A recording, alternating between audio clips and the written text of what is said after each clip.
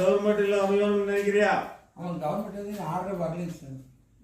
இப்போ நான் என்ன கேட்டேன்? நீங்க வாங்கி தரேன்னு சொல்லி சொன்னீங்க. நான் என்ன கேட்டப்போ வாங்கி தருவேன். கொஞ்சம் கட்டில் இருக்குது, அதை உடைச்சுடு. உடைச்சுடும் போது உனக்கு குடி சீதல் கொண்டு சேர்த்துறேன். புரியுதா?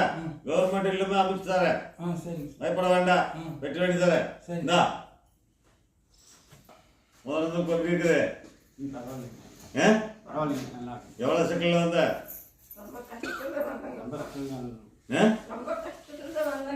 மக்கள் கிட்ட சொல்லு. இங்க வந்த பிறகு நம்ம நல்லா இருக்கிறோம்.